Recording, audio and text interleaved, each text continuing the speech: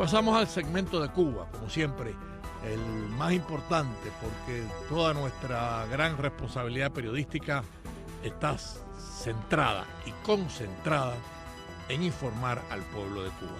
Para este día tenemos al colega politólogo Julio Schilling. Bienvenido a Levántate Cuba, Julio. ¿Cómo estás? Encantado, Alberto, de estar con ustedes en esta mañana. Julio, hay una crisis en Cuba interesante, ¿no? Interesante, con uno de los servidores de Internet más populares, que era IMO. Y resulta que empieza a tener dificultades porque aparentemente, es la información que tenemos, Texas, o sea, la organización cubana, la oficial, empieza a tratar de investigar lo que se llama los prefijos de Estados Unidos, o sea, la forma de identificar a los usuarios de Estados Unidos. Y esto produce una situación de crisis hasta el punto de que el servidor IMO desaparece, tiene conflicto y es el más popular en Cuba porque, entre otras cosas, es el más barato. O sea, que siempre, al final de la jornada, como dijimos ahora con la vivienda, y obviamente hay que decirlo siempre con dolor, cuanto a la comunicación de la telefonía celular, vuelve a pagar el pueblo de Cuba. Texas y los organismos de inteligencia buscando el prefijo que llama a Cuba, tratando de posiblemente de investigarlo, y se cae el servidor. Me gustaría que me comentaras un poco, Julio, sobre esta crisis, que es una más en toda esa historia de 60 años de dictadura.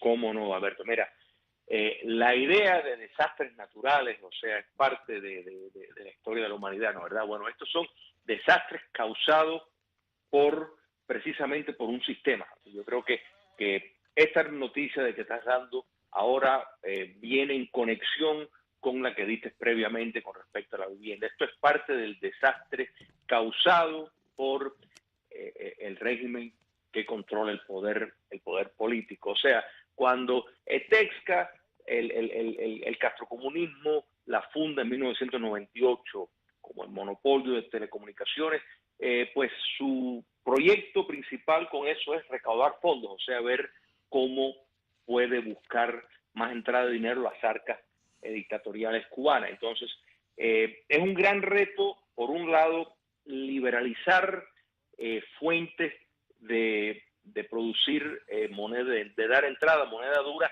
sin abrir espacios de opinión pública que difiera con la línea oficialista. O sea que eso es un gran reto. O sea, la parte de recaudar fondos, pues es algo que le dan bienvenida.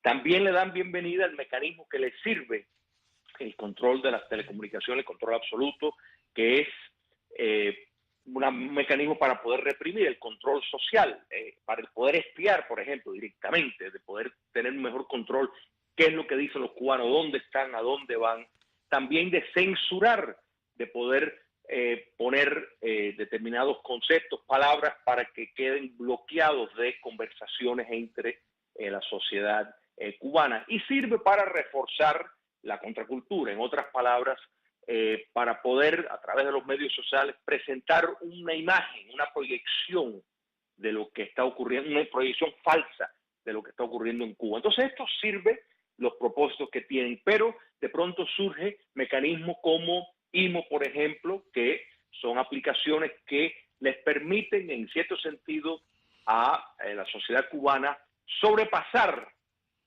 los rigores de control del régimen en cuanto a costo y en cuanto a otras fórmulas. Entonces, pues naturalmente, el reto castrista es controlar y preservar la censura que un sistema dictatorial de ese tipo requiere, y por eso estamos viendo cómo, por un lado, cómo ellos pueden remediar el hecho de que al cubano le sale más económico utilizar, o sea, comprar tiempo y utilizar una aplicación como IMO que permite una comunicación con cubanos dentro y fuera de la isla, y no usar las vías telefónicas, que son mucho más costosas.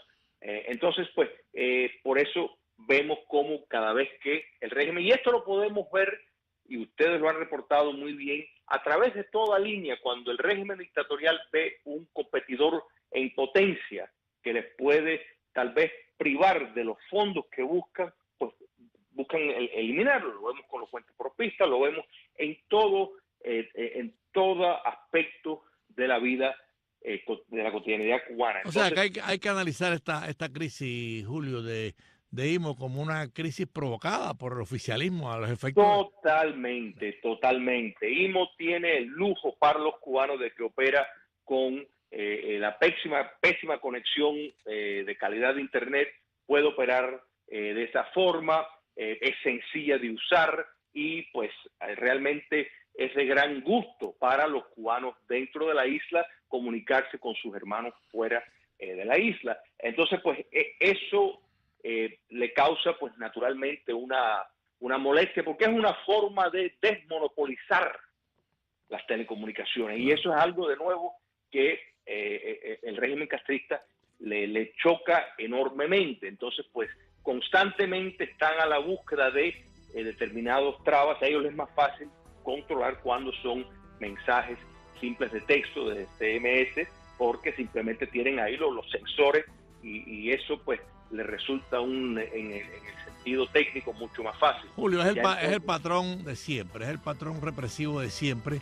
Y totalmente. De todas maneras te agradezco el tiempo sé que ha sido corto porque tenemos hoy que viajar a Nicaragua y a Caracas y hay mucha noticia. De todas maneras, en estos días seguiremos con la crisis cubana, la temática cubana, que es tan importante para nosotros, tal vez la que nos da razón de vida periodística como informadores. Te agradecemos mucho tu tiempo, amigos de Levántate Cuba. Estábamos conversando con Julio Schilling sobre la crisis de IMO, ese servidor que tanto usan los cubanos para comunicarse, para buscar un poco de aire, de libertad, de comunicación familiar y de comunicación con la vida y con la historia. Gracias, Julio Schilling.